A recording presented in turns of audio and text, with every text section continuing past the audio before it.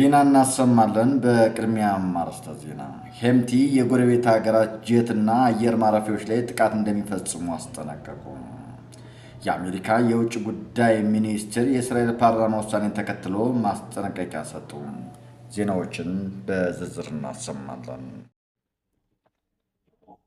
የሱዳን ፈጥኖ ደራሽ ኃይል መሪ ጄኔራል መሐመድ ሐምዳን ደጋሎ ሐሚቲ ከጎረቤት ሀገሮች የሚነሱ የጦር ጀቶችና ሰው አልባ አውሮፕላኖች ላይ ኃይላቸው ጥቃት እንደሚያደርስ አስጠነቀቁ።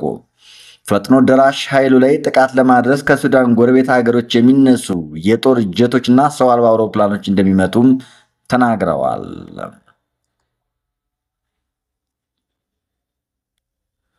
የሱዳን ጦር የሚደግፉ የቀጠናው ሀገራት አውሮፕላን ማረፊያዎች ላይ ጥቃት ይሰነዝራል ሲሉ አስጠንቅቀዋል።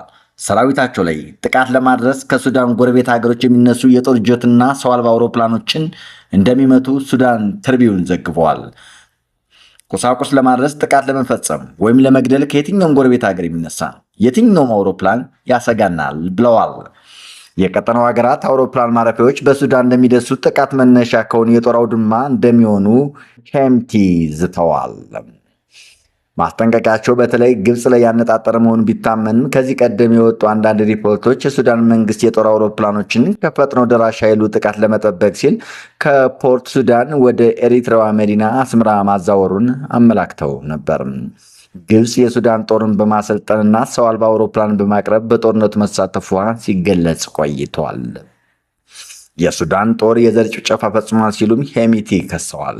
ጦሩ በዳርፉርና ኮርዶፋን ግዛቶች ጎሳ ተኮር ጥቃት በመፈጸም ሰዎችን ከምድረ ገጽ ሊያጠፋ ነው ሲሉም አክለዋል።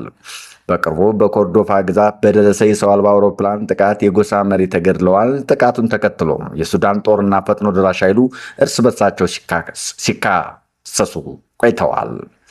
የሱዳን ፈጥኖ ደራሽ ኃይል ባለፉት ጥቂት ቀናት በጦር በተያዙ አካባቢዎች በተከታታይ የሰው አልባ አውሮፕላን ጥቃት ፈጽመዋል።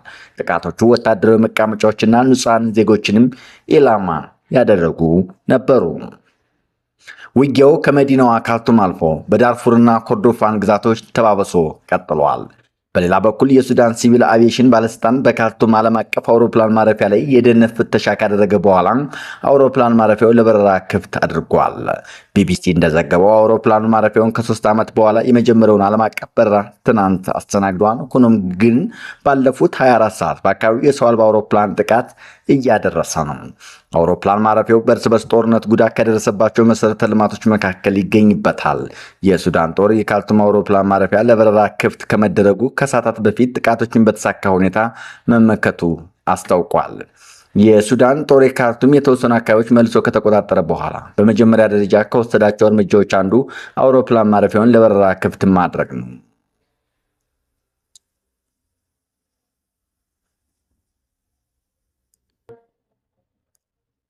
የአሜሪካ ውጭ ጉዳይ ሚኒስትር የእስራኤል ፓርላማ ውሳኔን ተከትሎ ማስጠንቀቂያ ሰጡ።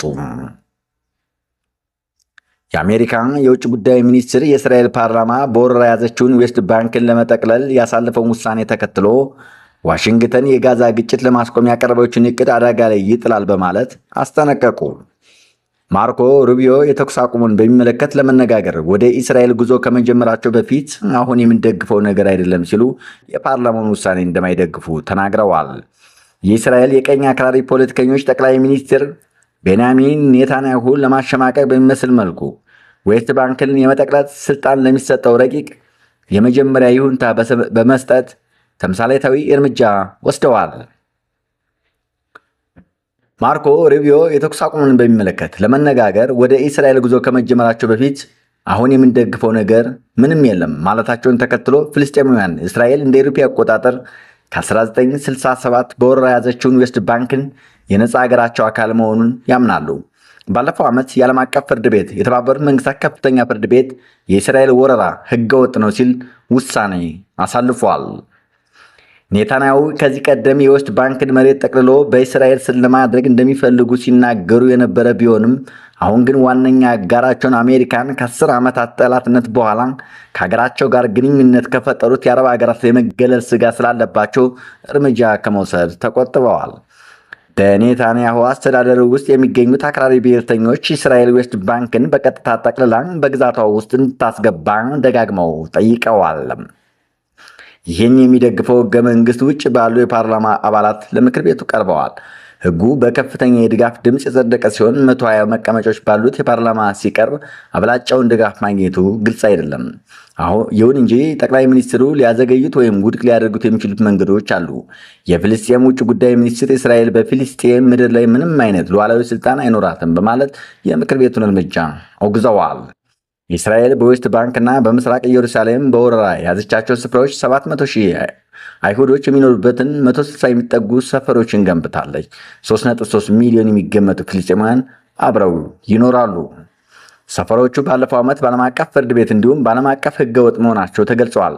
ሩቢዮ ወደ እስራኤል ለመጓዝ አይሮፕላን እየተሳፈሩ እንደተናገሩት አሜሪካ የእስራኤል ዌስት ባንክን ወደ ግዛቷ ለመቀላቀል የምታደርገው ጥረት እንደማትደግፍ በመግለጽ ለጋዛ ሰላም ስምምነት አፍራሽና አስጊ እንደሆነም ተናግረዋል።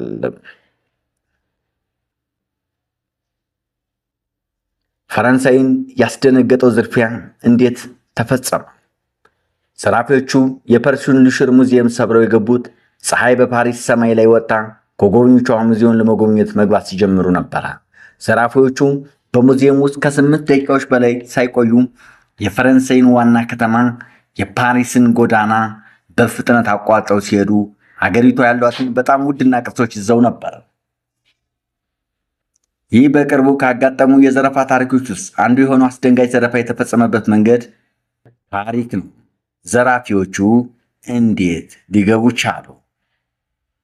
ጎብኚዎቹ ከመስታወቱ በተሰራው ፒራሚድ አማካኝነት በሚለየው ዋነኛ መግቢያ በኩል ጠዋት 3 ሰዓት ላይ የዳቪንቺ ስራ የሆነችውን ሞናሊዛን ለመመልከት መግባት ጀምረው ነበረ።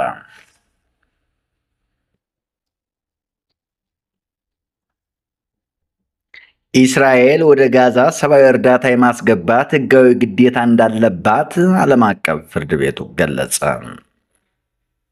ከእስራኤል ወደ ጋዛ ሰርጥ ሰብአዊ እርዳታ እንዲገባ ማመቻቸት ግዴታዋ እንደሆነ ዓለም አቀፉ የፍትህ ፍርድ ቤት አስታውቋል። እስራኤል በዓለም አቀፍ ሕግ መሰረት በተባበሩት መንግስታት ተቋማት በኩል ለፍልስጤማውያን ሰብአዊ እርዳታ እንዲገባ መንገድ መክፈት እንዳለባት ተገልጿል። እስራኤል የተባበሩት መንግስታት የፍልስጤም ተፈናቃዮች ተቋም አንርዋ ገለልተኛ አይደለም በሚል ላነሳቸው ክስ ማስረጃ እንዳላቀረበች ተመድ አክሏል።